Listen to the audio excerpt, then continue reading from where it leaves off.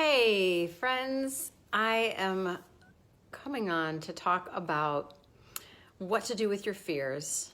We are in the middle of lockdown, coronavirus 2020, and I've had so many of my clients and friends and family members, worried and in a panic, and we all are at times. We kind of go in these roller coasters of up and down. And I really want to talk about what we can do with our fears. So I'm Stephanie Lefevre. I'm a happiness coach, a mindset mentor, best-selling author of the book, You Are a Badass Mom.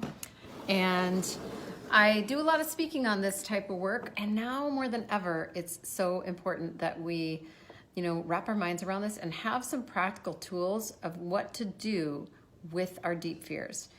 The most important thing for me and what I do, what I learned over 16 years ago, is the Byron Katie work. It's called The Work by Byron Katie. And I learned about it, and it was the number one modality that helped me look at all of my stressful thoughts and my fears.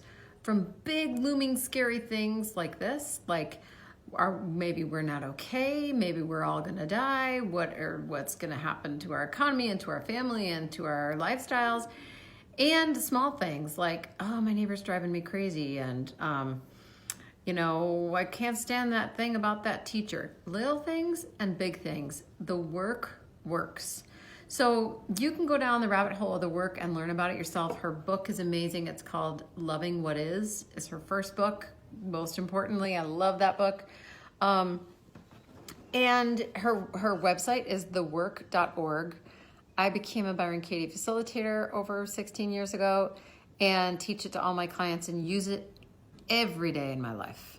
Every day, not just during this coronavirus craziness. I use it all the time on little things and big things. So I'm gonna walk you guys through how to use it so you can look it up or not. You can just jump right to it with this simple process.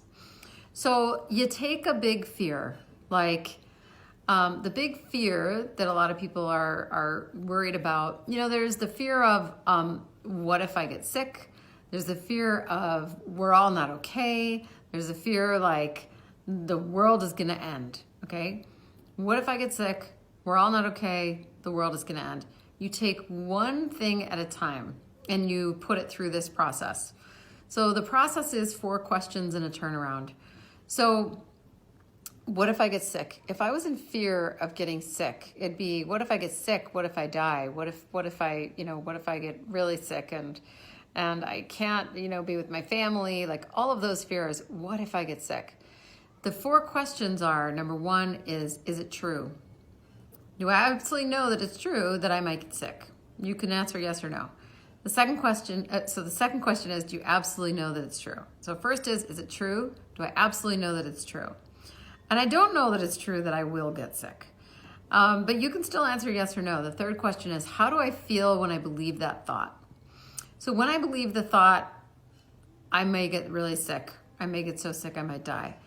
I get scared. I feel heavy. I feel sad. I feel, just really fearful. And the fourth question is, where would I be without that thought? So if that thought could have never been planted in my brain, how would I be feeling? How would I be thinking, feeling, acting? I'd be lighter, more hopeful, more positive, more loving, happier, more at peace.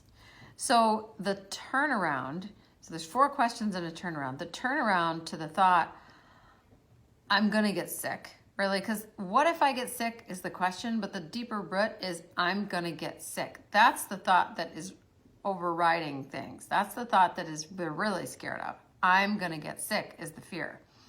So I'm gonna get sick, the turnaround is I may not get sick, or I'm not gonna get sick. The turnaround has to feel as true or truer than the statement. So I'm afraid that I'm gonna get sick. The turnaround is I may not get sick. If that's equally as true, now we found a beautiful seed that is planted that is more positive and powerful than the fearful seed that is planted that is keeping us worried and stuck and anxious and scared and frustrated and sad.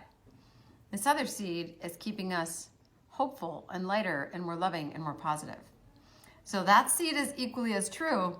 We need to water that seed. We need to think about that seed more than we are of the other seed. I hope that makes sense. So take another one of those thoughts. What was the other thought? We're not okay. So you can ask the 4 questions or you can jump to the turnaround. We are okay. We're all gonna be okay.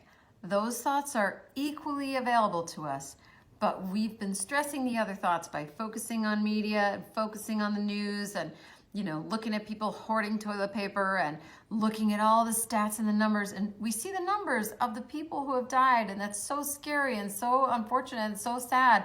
But we don't look at the numbers, the huge numbers of the people who have survived and the people who are okay.